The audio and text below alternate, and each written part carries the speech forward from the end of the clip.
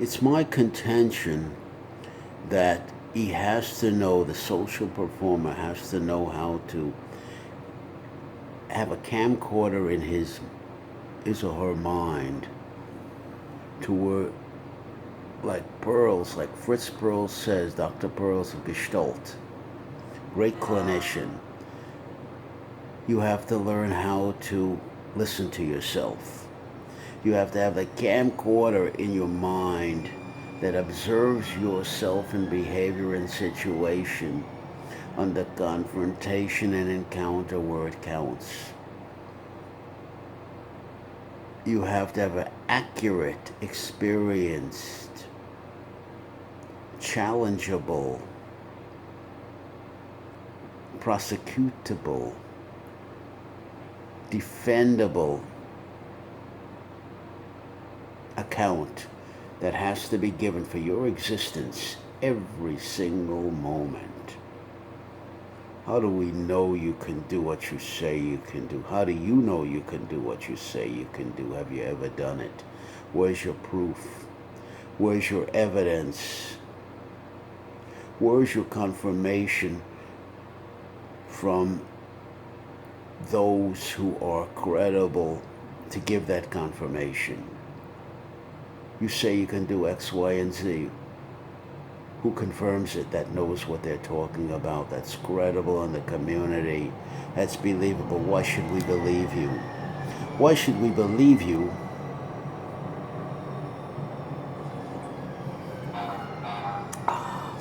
if you haven't been tested in a hot crucible, if you haven't been interrogated?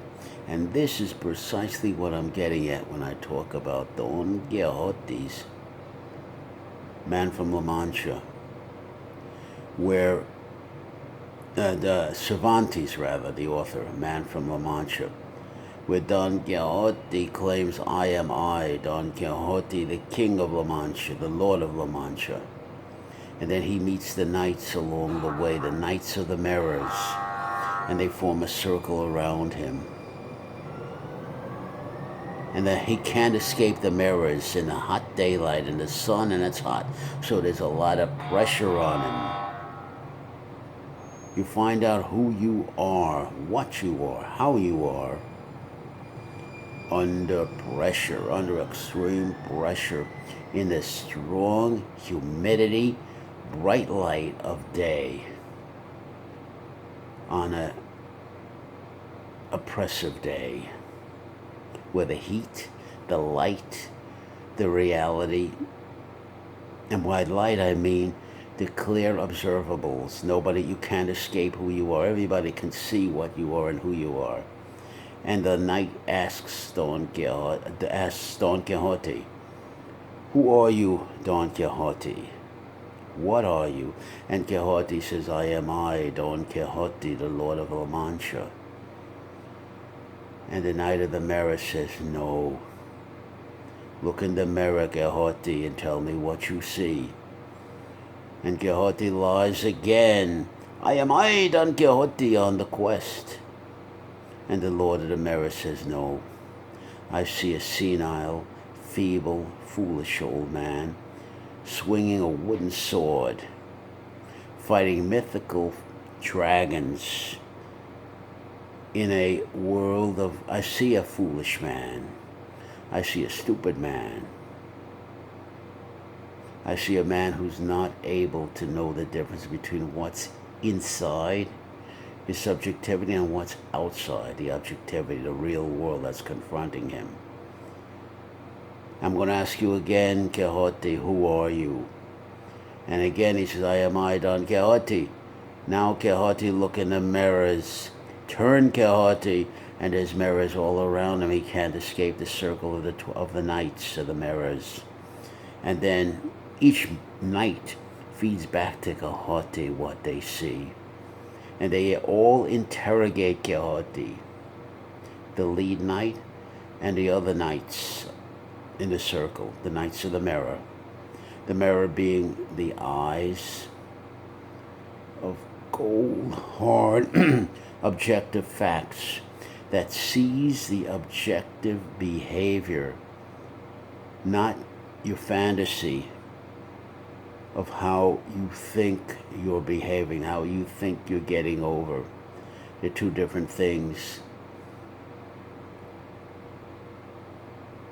If you're being fair, it's only relevant to be fair to the facts. You have an obligation to be obedient to the facts and what they're saying. And then go from there. Give up a defense. We know what we're seeing. We know what we're experiencing when we're observing you. There's 12 of us. What one misses, one night of the mirrors misses, another night will pick up. Kehati, we're going to force you to confront yourself and encounter yourself. We're going to chase you into every single hiding place you can think of to escape our gaze.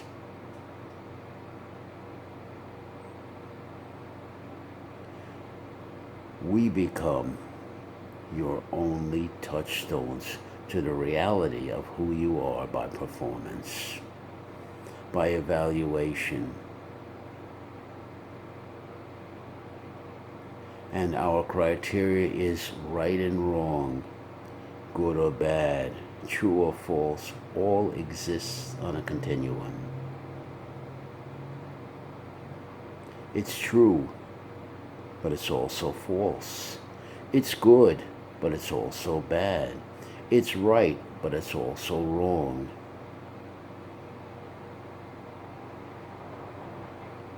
The truth is, with a small t, is a confrontation, an encounter that goes on and on. It's the endless circle of uncertainty.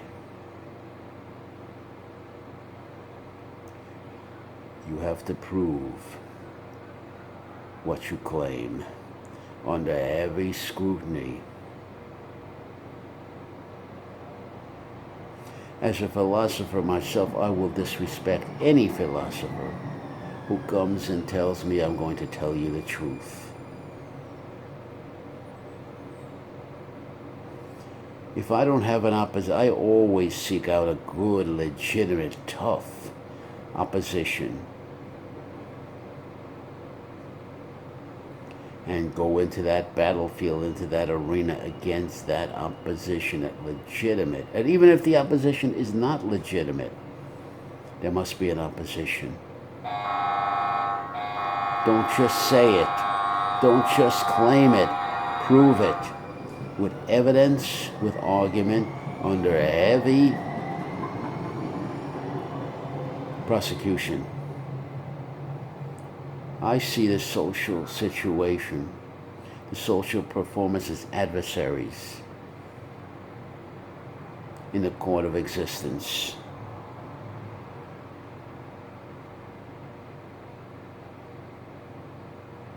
Specific time, specific date, specific performance, with leverage and consequence to back it up.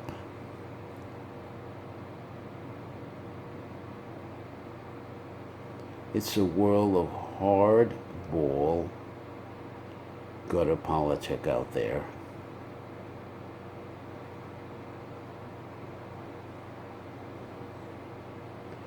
There's no such thing of an entitlement or a fairness. This doesn't exist. It can't exist. You get the justice, you get the fairness, you get the entitlement. You are fully prepared to fight dog down in the real world. But to do that, you have to go into the flames, into the agony, 500 yards of pure shit, of encounter and confrontation, and continuous exposure.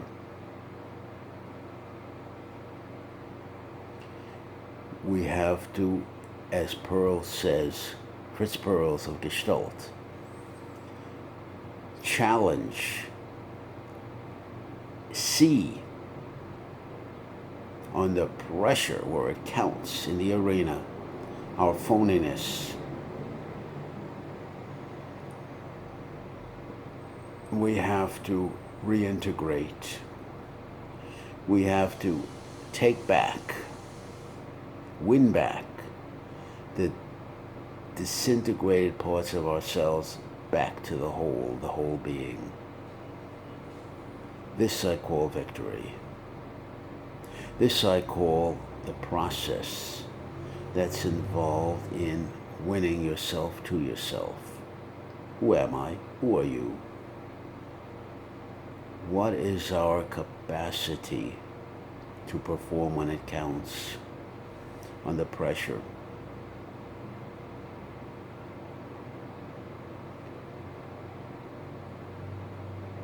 This is what it means from a practical, street smart, street tough, real world, knowing yourself. Who are you? Who am I?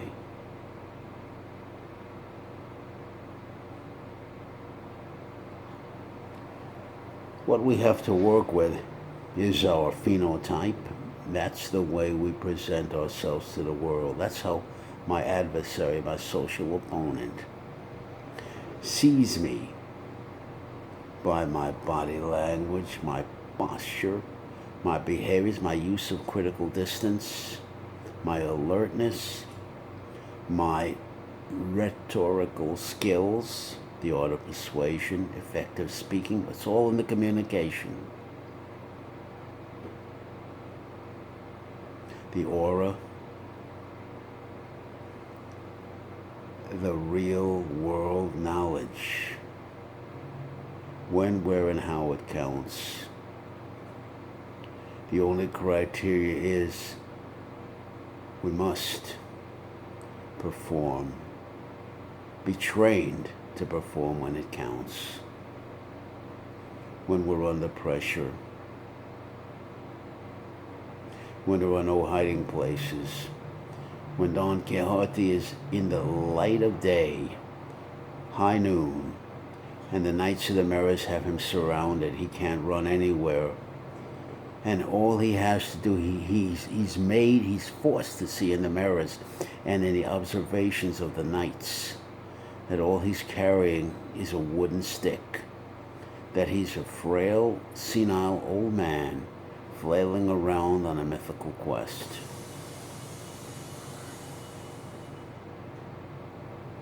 His only meaning in life, his only value in life is being a fool.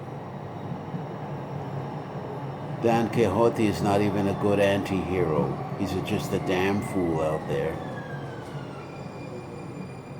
making claims that are ridiculous at best. And the only way a fool like this can survive is through it's like Blanche Dubois in Streetcar Named Desire, and Tennessee Williams puts the words in her mouth. I've always lived my life dependent on the kindness and the charity and the altruism of strangers.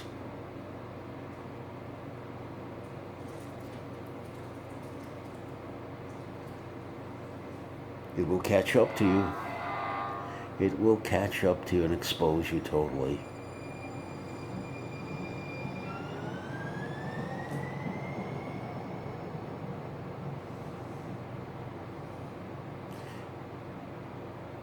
And to protect yourself from that exposure, you're going to have to go into the talismans, the hero figures, vicarious pretense participation,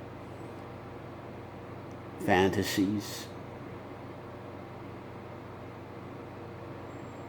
run and hide. because that's the only way and the only place you have any power. Unless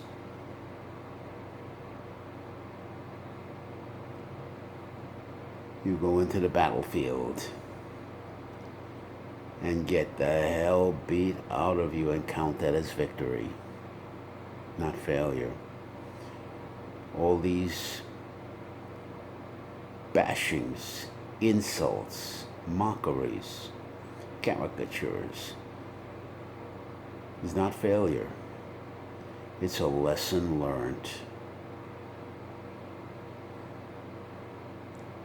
It's more and more revelation of you to yourself, of who you are.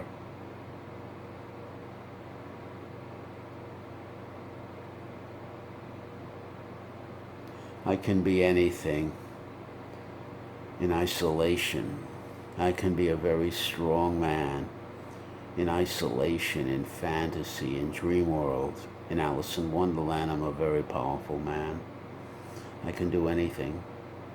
But the reality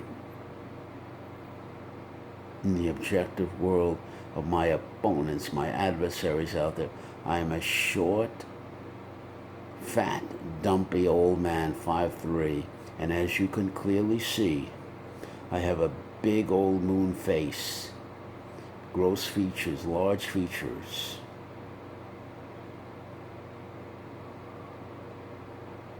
I'm an ugly man. I am a short beta. I am what Rock Hudson would have called a short ugly. And he'd be correct. This is from the world's point of view. This is from an objective, a ruthlessly objective point of view. Deal with it. Make the compensations required. Ward Bond said correctly, if you're a short man like me, vertically challenged like me, you have a powerful albatross around your neck. There's no way to get around it. It's open season on the little beta. Particularly if the beta has no appearance and no personality and not much material backup. Then he must compensate physically by getting in the best shape of your life, by fighting for street smart skills, assertiveness skills, by developing, winning, forging in a hot crucible, an aura, a style, a personality, and a presence.